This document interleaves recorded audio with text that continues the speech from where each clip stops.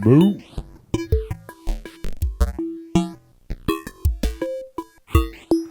Coming back at you. Father Boo in your area. What's up, kids? Happy to be back. Big moo in a big church. Roof goes up so high. Got room for everybody. I hope you're all out there having fun with your synthesizers, your modular synthesizers, your semi-modular synthesizers. It's all about having that fun in the sunshine. You ever taking your synth outside to play in the sunshine? That's real cool. It's a lot easier now. They have like those, like power packs, like USB power sources you can bring with you. And there's lots of YouTube videos of dudes on rooftops and in parks with their little modular systems programming away. It's cool stuff. I highly recommend it. Of course, my YouTube channel is called Ambient Synths in the Wild, because at one point I thought that's what I was going to do. I was going to drag them out and film them in the outside world. I did it a couple times, but it has its limitations for sure. It's a lot of work for a little bit of payoff. Whereas streaming the modular is definitely the other way around. Sort of feeling these days I'm sort of coming to the end of the time when every Nord modular stream is going to have an actual title, like a hybrid drum machine or emulation of an old toilet or whatever. Just because when I was doing the last one, I went in there with a very limited idea, which was to map everything to a knob. But it's not really a musical idea. It didn't tell me how many drums or melody patterns I was going to have. And I said to myself, actually I kind of came up with something that I enjoyed just without, if you take the knob concept and just throw that out, or just say that like you could map anything to a knob, or you could map nothing to a knob, or use all three knobs, and it would have kind of been the same musical pattern in the end. And I would say, yeah, you're right. I mean, it was more about the little musical patch than it was about the knob. It was a perfectly good like proof of concept for the knob idea, but it didn't really. I guess what I mean is, as long as I come up with something I find musically useful, I don't really care if I had an idea for it beforehand, and I'm going to stop caring about whether I have a cool title to post it under. So today I have an extremely limited musical plan, somewhat derivative of the last one. This one is that today I want to do two melodies with two spectral oscs, and I want to do one of them in odd partials and one of them in even. If you do odd, you get something more like a square wave, as the manual told me many years ago. And if you do all, well, you don't. I don't know exactly what shape it's closest to. It looks like a sawtooth from this image up here, but I'm not sure if that is really true. But yeah, the spectral oscillator was one of the two oscillators used in the melody the last time, and I liked listening to it. I just sort of forgotten about it till then. So I'm going to dive in a little bit deeper on him today. And although I've promised not to always put in the modules before I have the sound, the other thing I'm going to do today is I'm going to run both of those into digitizers, and I'm going to sequence them with clocked random step generators.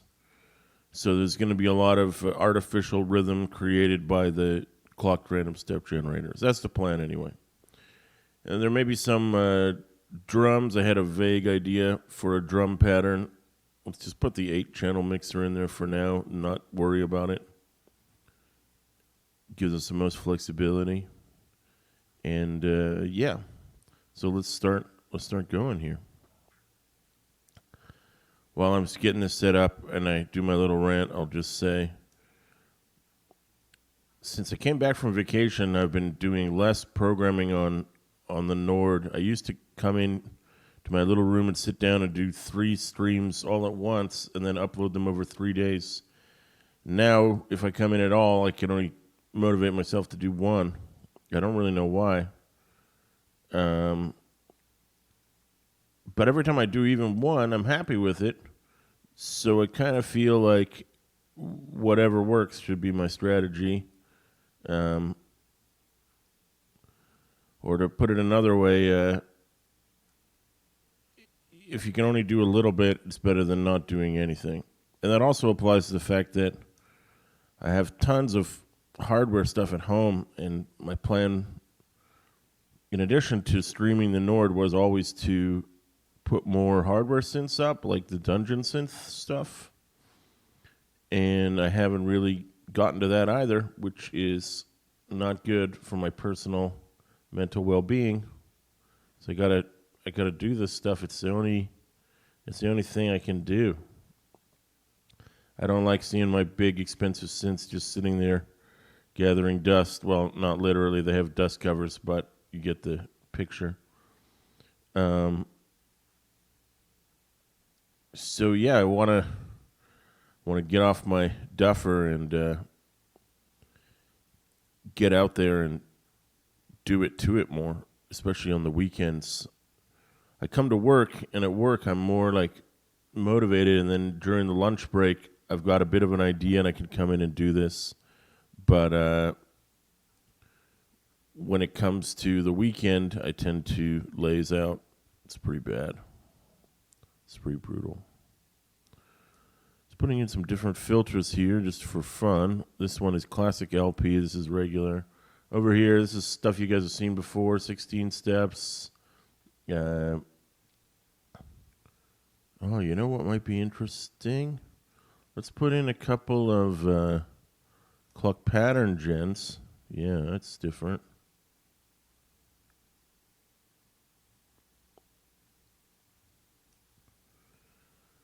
And then let's take the sequence. I'm just making it up as I go here.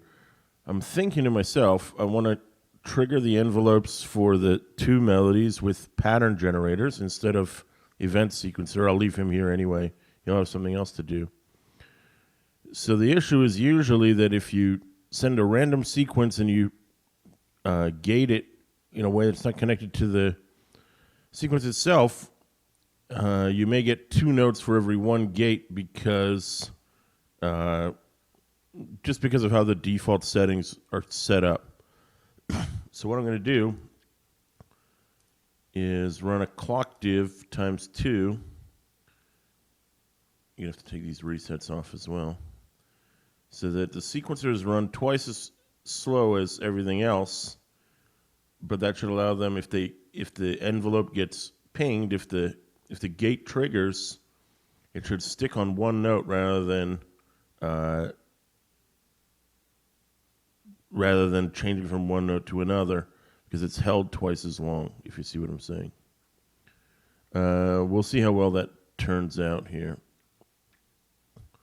So I made them into random ones. I'm running out of space. I need key quantizers for my sequencers.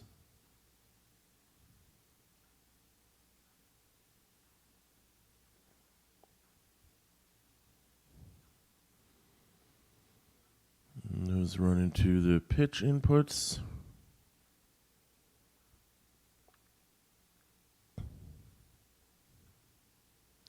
The range is extremely high. I'm going to leave it where it is for now, but I may have to bring it down later.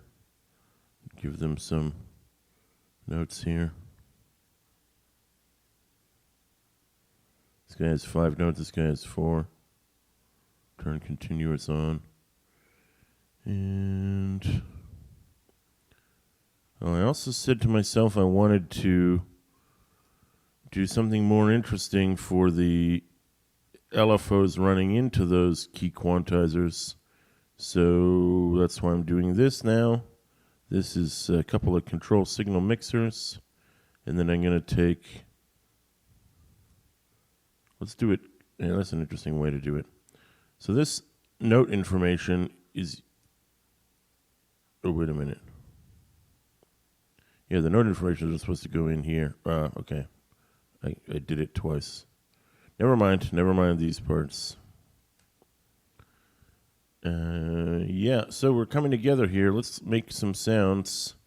Going to use a couple of boring envelopes again. Maybe this is one of my weak points. Whenever I make a sequencer pattern especially with a melodic line, I often default to this AD envelope now just because it makes my life easier and it's processor friendly, so it's kind of like win-win.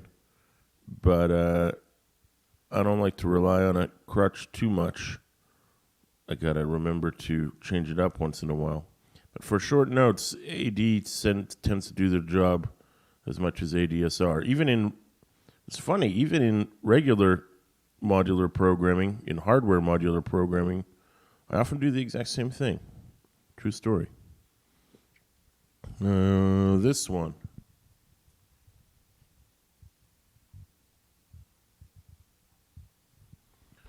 I promised we were going to get a couple of these on the board today. This one will be divided in half.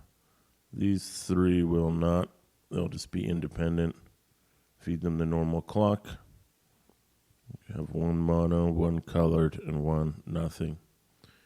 So we're almost there. Oh, we should have run this into here, and this into here.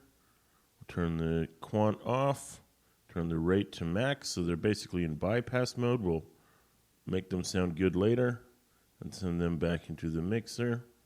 Okay, we're ready to make some sounds. Get ready for sounds. Here we go. Hang on to your pants. We need to wire up the pattern gents. Adjust the patterns to something. And send their outputs to the gates of the envelopes. We'll start pinging. And we're pinging. Got to turn these up to get different pitches.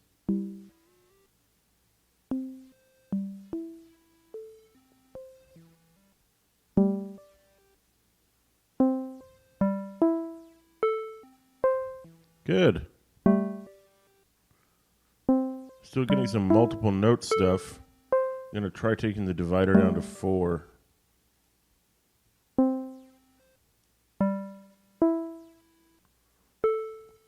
So we've got a bunch of clocked random step generators here. They're modifying the spectral shape. They will modify the filter positions.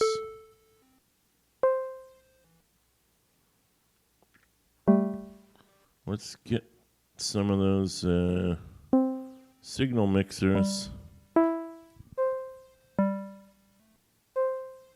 Because I can't afford to make a new one every time, so I'm going to make them by mixing and matching.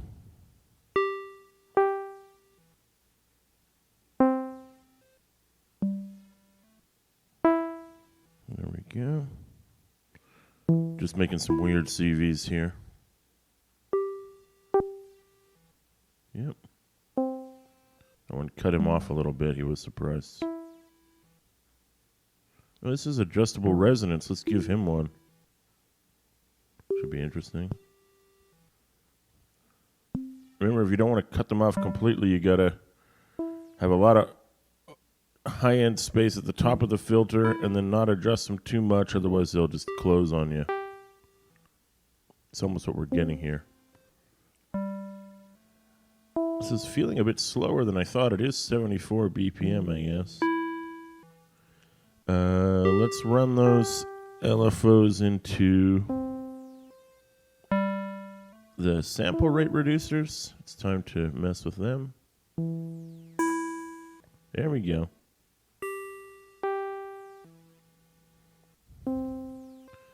But everything is still very much happening on the clock here, so we're getting these nice pingy digital sounds. I remember one more thing I want to do, and I think I'm going to build it up and do it. Something a little different. So here's another sequencer. Clock him to everybody else. No, clock him to the main one, sorry. Which means he also gets to actually be resetted like the main one. And we're just going to, like, increase the number here. Let's call it +7 on 1 and on 9.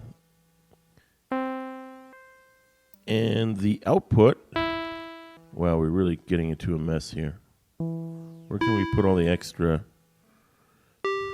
LFO information? Well, I don't know what that was, but it made all the wires go crazy. Let's move this guy down here. Because I need to put another oscillator in, and this one is going to be percussion. Nope, not that one. I mean drum sound. There he is. Give him a kick preset. And the whole point is to take this sequencer's output, which emphasizes 1 and 9, and put him into the velocity input. The whole point is to give him a bit of variation in velocity, which isn't random, but which is sequenced to the to his pattern. So notice here that I've got 1 and 9 plus 8 and 10 steps all activated. So he's going to go dun, dun, dun, dun. But the 1 and the 9 should be louder. Oh, it's hard to hear. Let's try it again.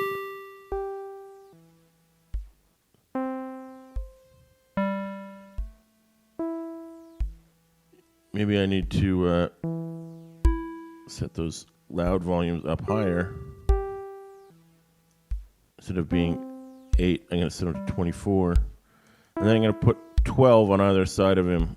There it is. There we go, see?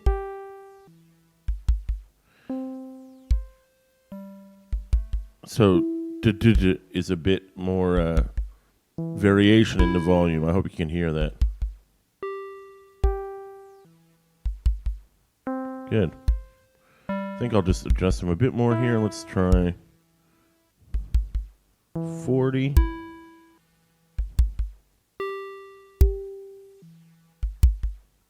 That's good. Good. I was going to do it with just the kick, but now I'm really hearing the space for the snare as well. He doesn't need to have the sequencing, but he needs to be on the 4. There he is.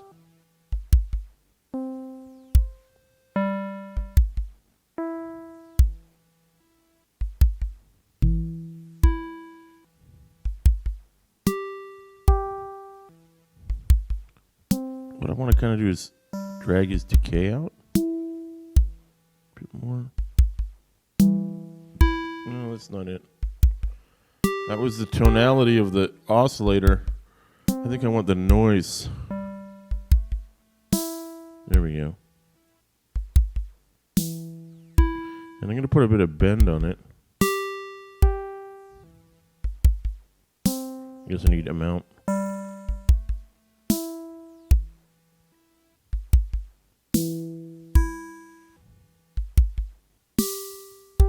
Cool. That was not as cool. Not bad. That's nice.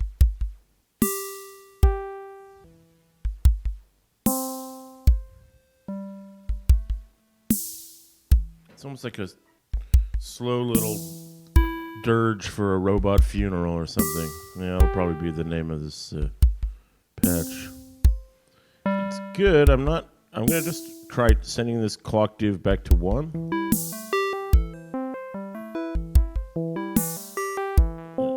So there's more.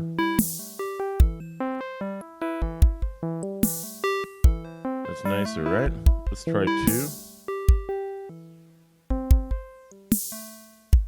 And that was 4. We've screwed up the beat now. Let's just make a module to make them reset.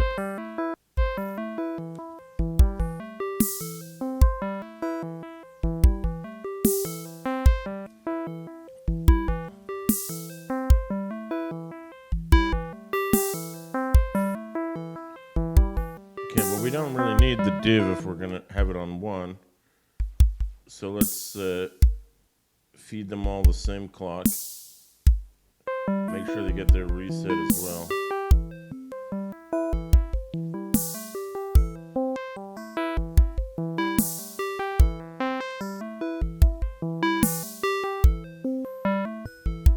So it's just a little 16-step pattern right now. It's not too crazy. I could introduce an element of weirdness by sending an LFO to these inputs here, and then the triggers that they get will be different. I don't know if that'll sound good, but I'm willing to give it a shot, so let's try it.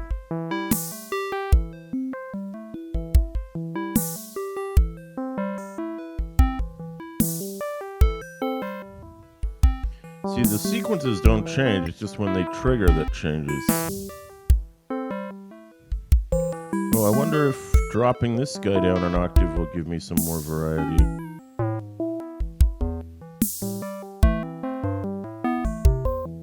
That's good. Let's try opening these up a little bit, the spectral shapes.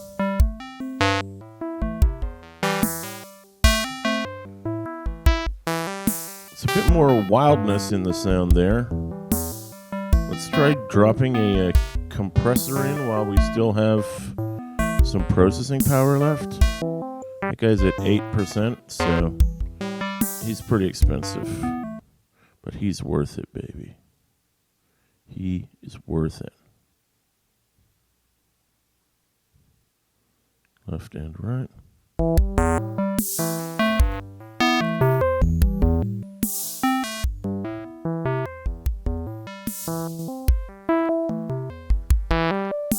So the compressor will even out any of the spikes in volume caused by the adjustments to the spectral shape.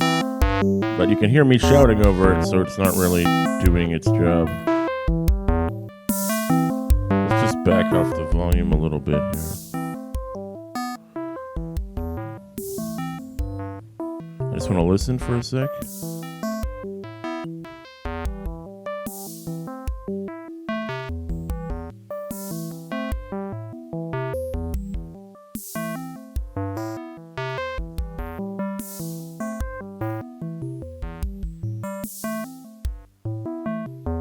Yeah, I was just listening, and we don't get a single break from the sounds, from the melodies. So let's try backing the decays off of the ADs a bit.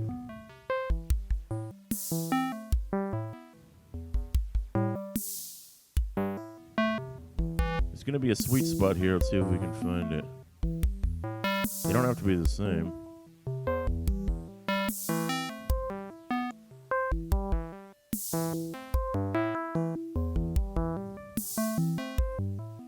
I like the kick in the snare now. I'm getting a kind of Kraftwerk vibe out of it.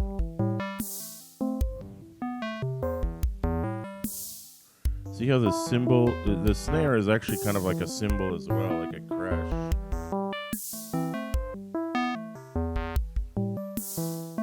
Yeah.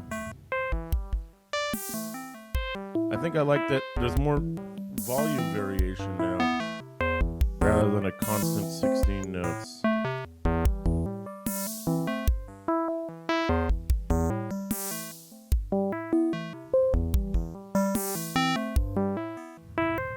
It's good. I'm going to try messing with one more thing. Let's try taking this to 20 steps and see if maybe 18.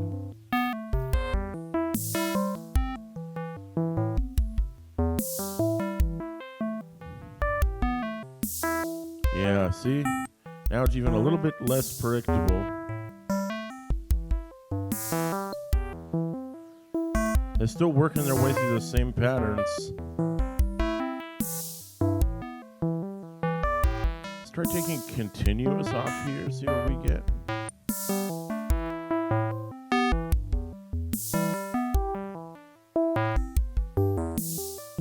I don't hear much of a change here.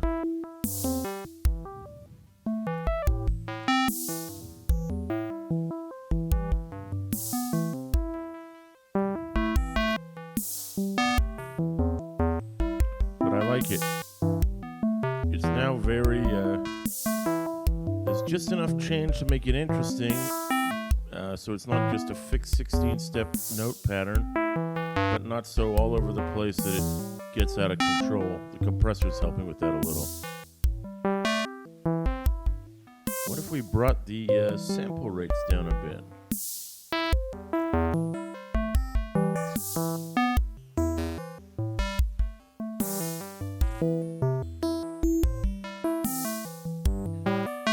Let's give them a bit more leeway here. Yeah.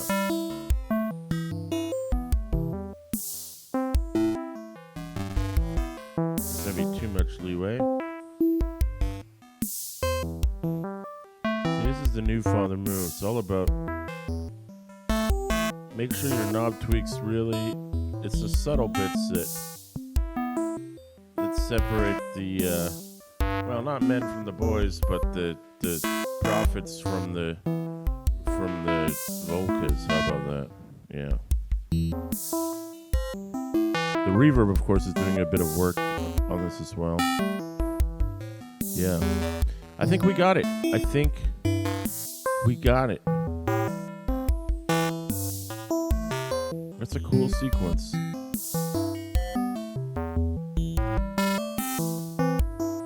I want to say it just to remind myself. I also know that I've been slacking off a bit in the area of the albums that I was committed to releasing based on patches that we built here. So that's not dead. It's still alive. It'll happen. It's just a matter of time. I'm just going to do a quick rearrange here. So give myself a column by putting the gates and the filters in one. Move the oscillators over to the middle column. And put this leftover control data next to his buddy where it belongs. Yeah. I love it when an LFO comes together. There it is. There we go, that's pretty. Or it'll look prettier when I do this.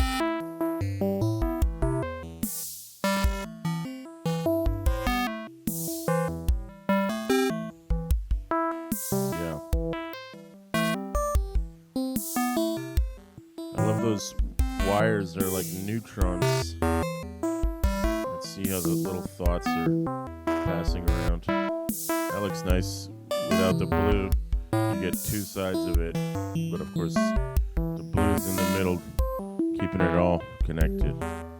That's neat. Anyway, I want to thank you all again for tuning in for yet another Father Moose stream.